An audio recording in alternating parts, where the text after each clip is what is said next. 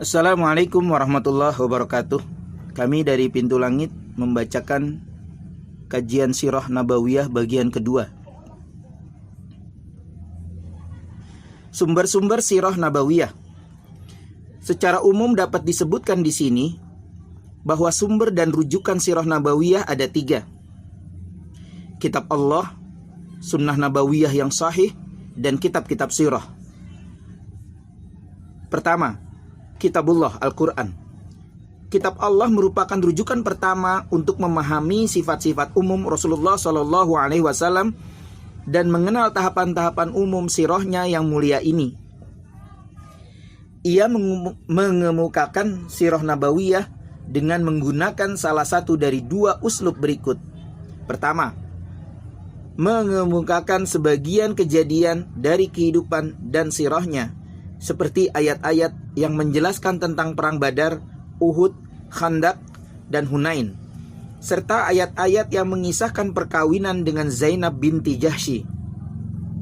Kedua, mengomentari kasus-kasus dan peristiwa-peristiwa yang terjadi untuk menjawab masalah-masalah yang timbul, mengungkapkan masalah yang belum jelas, atau untuk menarik perhatian kaum muslimin kepada pelajaran dan nasihat yang terkandung di dalamnya. Semua itu berkaitan dengan salah satu aspek dari sirahnya atau permasalahannya. Dengan demikian, hal itu telah menjelaskan banyak hal dari berbagai periode kehidupannya dan beragam urusan serta aktivitasnya. Akan tetapi pembicaraan Al-Quran tentang semua itu hanya disampaikan secara terputus-putus. Betapapun beragamnya uslub Al-Quran dalam menjelaskan segi sirahnya, hal itu tidak lebih dari sekedar penjelasan secara umum dan penyajian secara global, dan sekilas tentang beberapa peristiwa dan berita. Demikianlah cara Al-Quran dalam menyajikan setiap kisah tentang para nabi dan umat-umat terdahulu. Kedua, Sunnah Nabawiyah yang sahih, yakni apa yang terkandung di dalam kitab-kitab para imam hadis yang terkenal jujur dan amanah, seperti kitab-kitab yang 6, Muwatta karya Imam Malik dan Musnad Imam Ahmad. Sumber kedua ini lebih luas dan lebih rinci, hanya saja belum tersusun secara urut dan sistematis dalam memberikan gambaran kehidupan Rasulullah SAW sejak lahir hingga wafat. Hal ini disebabkan oleh 2 hal. Pertama, sebagian besar kitab-kitab ini disusun hadis-hadisnya berdasarkan bab-bab fikih atau sesuai dengan satuan pembahasan yang berkaitan dengan syariat Islam. Karena itu, hadis-hadis yang berkaitan dengan sirahnya yang menjelaskan bagian dari kehidupannya terdapat pada berbagai tempat di antara semua bab yang ada. Kedua, para imam hadis, khususnya penghimpun Al-Kutub As-Sittah, ketika menghimpun hadis-hadis Rasulullah SAW, tidak mencatat riwayat sirahnya secara terpisah, tetapi hanya mencatat dalil-dalil syariah secara umum yang diperlukan. Di antara keistimewaan sumber kedua ini adalah bahwa sebagian besar isinya diriwayatkan dengan sanad sahih yang bersambung kepada Rasulullah SAW atau kepada para sahabat yang merupakan sumber khabar mankul. Kendatipun Anda temukan beberapa riwayat dhaif yang tidak bisa dijadikan hujjah. Ketiga, kitab-kitab sirah. Kajian-kajian sirah di masa lalu diambil dari riwayat-riwayat pada masa sahabat yang disampaikan secara turun-temurun tanpa ada yang memperhatikan untuk menyusun atau menghimpunnya dalam satu kitab. Kendatipun sudah ada beberapa orang yang memperhatikan secara khusus Sirah Nabawiyah SAW, dengan rincian-rinciannya, barulah pada generasi tabi'in Sirah Rasulullah SAW diterima dengan penuh perhatian. Banyak di antara mereka yang mulai menyusun data tentang Sirah Nabawiyah yang didapatkan dari lembaran-lembaran kertas. Di antara mereka ialah Urwah bin Zubair yang meninggal pada tahun 92 Hijriah, Aban bin Uthman 105 Hijriah, Syurahbil bin Sa'ad 123 Hijriah, Wahab bin Munabbih 110 Hijriah, dan Ibnu Syihab Az-Zuhri 124 Hijriah. Akan tetapi semua yang pernah mereka tulis ini sudah lenyap. Tidak ada yang tersisa kecuali beberapa bagian yang sempat diriwayatkan oleh Imam At-Tabari. Ada yang mengatakan bahwa sebagian tulisan Wahab bin Munabbih sampai sekarang masih tersimpan di Heidelberg, Jerman. Setelah itu muncul generasi penyusun sirah berikutnya. Tokoh generasi ini ialah Muhammad bin Ishaq 152 Hijriah. Selanjutnya disusul oleh generasi sesudahnya dengan tokoh Al-Waqidi 203 Hijriah dan Muhammad bin Sa'ad penyusun kitab At-Tabaqat Al-Kubra 130 Hijriah. Para ulama sepakat bahwa apa yang ditulis Muhammad bin Ishaq merupakan data paling terpercaya tentang sirah nabawiyah pada masa itu. Akan tetapi sangat disayangkan, kitabnya Al-Maghazi termasuk kitab yang musnah pada masa itu. Akan tetapi alhamdulillah, sesudah Muhammad bin Ishaq muncul, Abu Muhammad Abdul Malik yang terkenal dengan Ibnu Hisham, ia meriwayatkan sirah tersebut dengan berbagai penyempurnaan. Setengah abad sesudah penyusunan kitab Ibnu Ishaq tersebut. Kitab Sirah Nabawiyah yang dinisbatkan kepada Ibnu Hisham yang ada sekarang ini hanya merupakan duplikat dari Maghazinya Ibnu Ishaq. Ibnu Khalikan berkata, Ibnu Hisham adalah orang yang menghimpun sirah Rasulullah SAW dari Al-Maghazi dan As-Si'ar, karangan Ibnu Ishaq. Ia telah menyempurnakan dan meringkasnya. Kitab inilah yang ada sekarang dan yang terkenal dengan Sirah Ibnu Hisham. Selanjutnya lahirlah kitab-kitab Sirah Nabawiyah. Sebagiannya menyajikan secara menyeluruh, tetapi ada pula yang memperhatikan segi-segi tertentu, seperti Al-Asfahani di dalam kitabnya Dalail An-Nubuwah, Tirmizi di dalam kitabnya Asy-Syama'il, dan Ibnu Qayyim Al-Jauziyah di dalam kitabnya Zadul Ma'ad.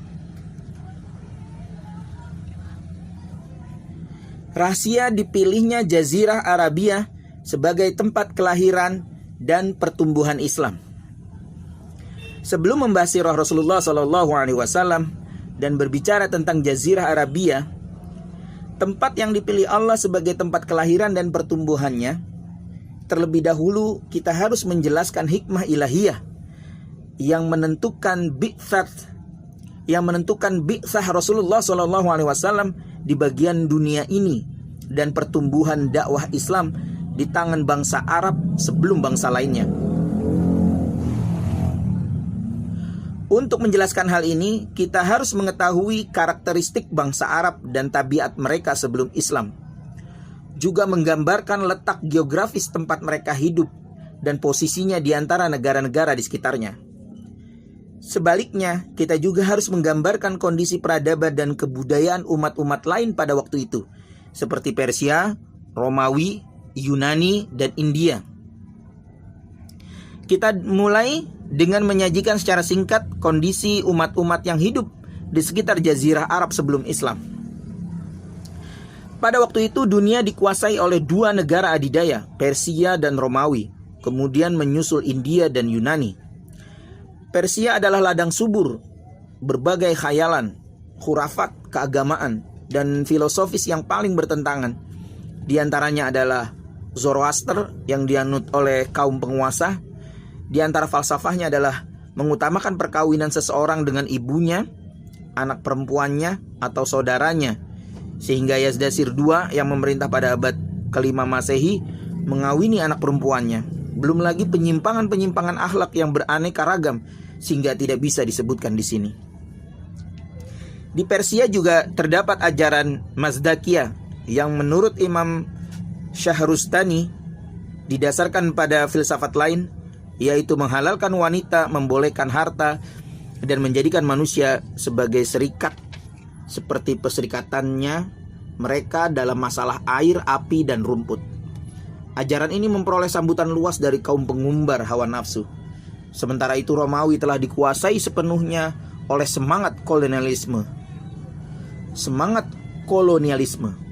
Negeri ini terlibat pertentangan agama antara Romawi di satu pihak dan Nasrani di pihak lain. Negeri ini mengandalkan kekuatan militer dan ambisi kolonialnya dalam melakukan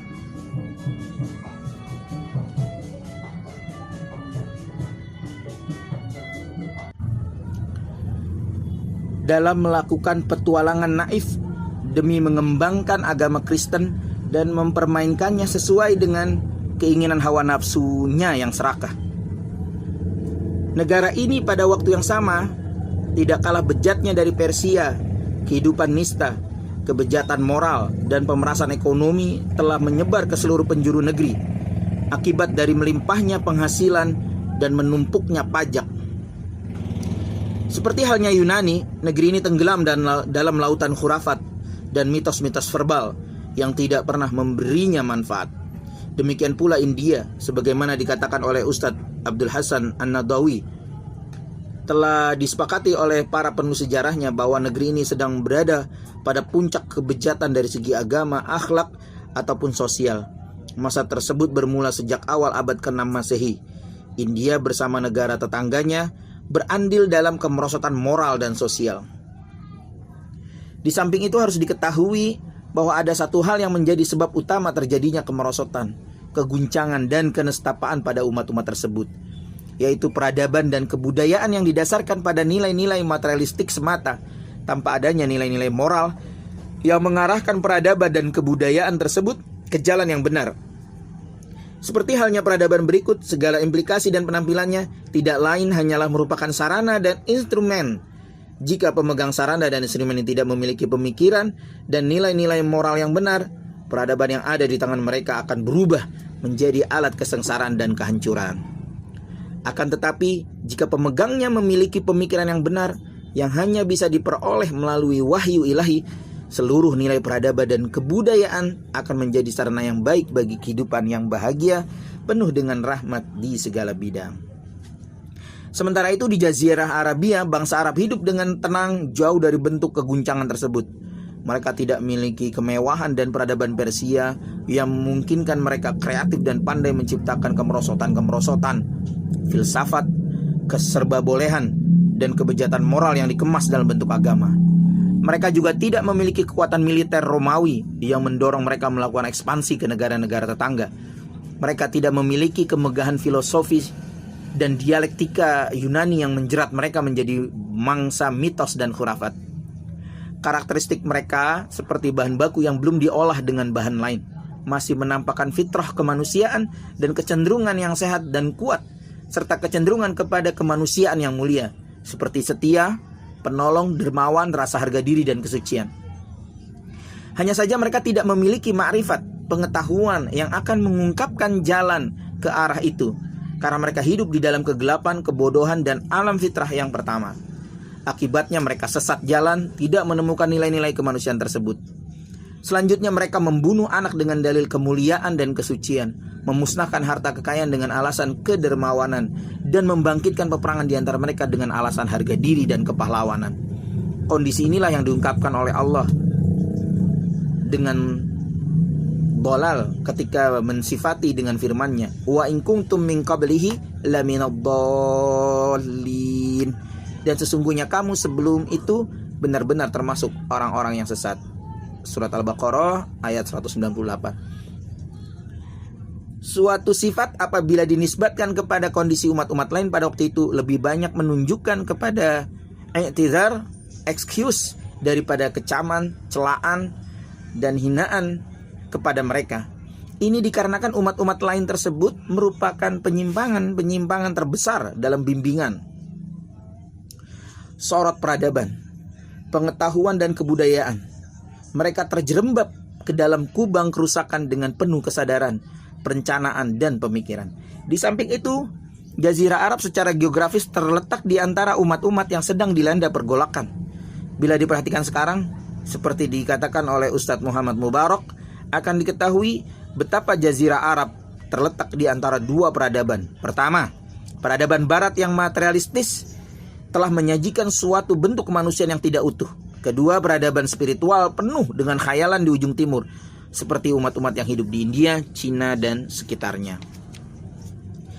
Jika telah kita ketahui kondisi bangsa Arab di Jazirah Arab sebelum Islam dan kondisi-kondisi umat lain di sekitarnya, dengan mudah kita dapat menjelaskan hikmah ilahiyah yang telah berkenan menentukan Jazirah Arabia sebagai tempat kelahiran Rasulullah SAW dan kerasulannya, dan mengapa bangsa Arab ditunjuk sebagai generasi perintis yang membawa cahaya dakwah kepada dunia menuju agama Islam yang memerintahkan seluruh manusia di dunia ini agar menyembah Allah semata.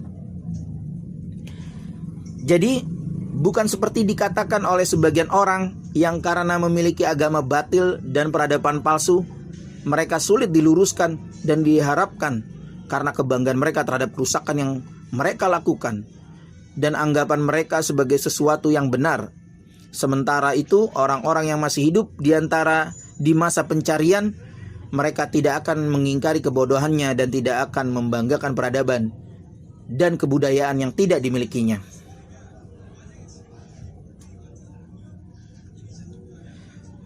Dengan demikian, mereka lebih mudah disembuhkan dan diarahkan. Kami tegaskan, bukan hanya ini yang menjadi sebab utamanya. Analisis seperti ini akan berlaku bagi orang yang kemampuannya terbatas dan orang yang memiliki potensi. Jika Allah menghendaki terbitnya dakwah Islam ini dari suatu tempat, yaitu Persia, Romawi, atau India, niscaya untuk keberhasilan dakwah ini Allah Subhanahu wa Ta'ala mempersiapkan berbagai prasarana di negeri tersebut, sebagaimana Dia mempersiapkannya di Jazirah Arabia. Allah tidak akan pernah kesulitan untuk melakukannya karena Dia pencipta segala sesuatu, pencipta segala sarana, termasuk sebab. Akan tetapi hikmah pilihan ini sama dengan hikmah dijadikannya Rasulullah seorang yang ummi, tidak bisa menulis dengan tangan kanannya menurut istilah, dan tidak pula bisa membaca, agar manusia tidak ragu terhadap kenabiannya, agar mereka tidak memiliki banyak sebab keraguan terhadap kebenaran dakwahnya. Adalah termasuk kesempurnaan hikmah ilahiyah jika bi'ah, lingkungan tempat diutusnya Rasulullah, dijadikan sebagai bi'ah ummiyah, lingkungan yang ummi bila dibandingkan dengan umat-umat lain yang ada di sekitarnya, yakni tidak terjangkau sama sekali oleh peradaban-peradaban tetangganya. Demikian pula sistem pemikirannya tidak tersentuh sama sekali oleh filsafat-filsafat membingungkan yang ada di sekitarnya. Dikhawatirkan akan timbul keraguan di dada manusia apabila mereka melihat Nabi SAW itu seorang terpelajar dan pandai bergaul dengan kitab-kitab sejarah umat-umat terdahulu dan semua peradaban negara-negara di sekitarnya. Dikhawatirkan pula akan timbul keraguan di dada manusia manakala mereka melihat munculnya dakwah Islamiyah di antara dua umat yang memiliki peradaban budaya dan sejarah, seperti negara Persia, Yunani, atau Romawi. Hal ini karena orang yang ragu dan menolak mungkin akan menuduh dakwah Islam sebagai mata rantai pengalaman budaya dan pemikiran filosofis yang akhirnya melahirkan peradaban yang unik dan perundang-undangan yang sempurna. Al-Quran telah menjelaskan hikmah ini dengan ungkapan yang jelas. Firman Allah, "Walladzi ba'atsa fil ummiyina rasulan minhum yatlu 'alaihim ayatihi wa yuzakkihim wa yu'allimuhumul kitaba wal hikmah wa in kanu min qablu lafi dhalalin mubin."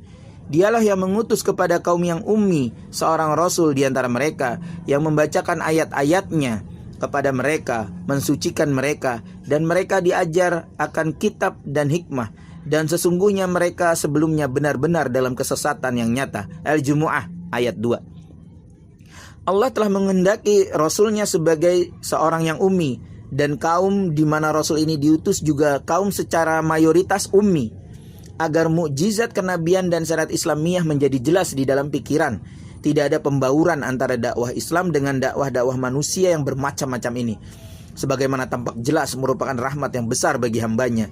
Selain itu ada pula hikmah-hikmah yang tidak tersembunyi bagi orang yang mencarinya. Hikmah-hikmah tersebut adalah sebagai berikut. 1. Sebagaimana telah diketahui, Allah menjadikan Baitul Haram sebagai tempat berkumpul bagi manusia dan tempat aman, dan rumah yang pertama kali dibangun bagi manusia untuk beribadah dan menegakkan syiar-syiar agama. Allah juga telah menjadikan dakwah bapak para nabi, yaitu Ibrahim alaihissalam, di lembah tersebut. Semua itu merupakan kelaziman dan kesempurnaan. Jika lembah yang diberkahi ini juga menjadi tempat lahirnya dakwah Islam yang notabene adalah millah Ibrahim dan menjadi tempat diutus dan lahirnya pamungkas para nabi, bagaimana tidak, sedangkan dia termasuk keturunan Ibrahim alaihissalam. Kedua, secara geografis Jazirah Arabia sangat kondusif untuk mengemban tugas dakwah seperti ini, karena jazirah ini terletak seperti telah kami sebutkan di bagian tengah umat-umat yang ada di sekitarnya. Posisi geografis ini akan menjadikan penyebaran dakwah Islam ke semua bangsa dan negara di sekitarnya berjalan dengan gampang dan lancar. Bila kita perhatikan kembali sejarah dakwah Islam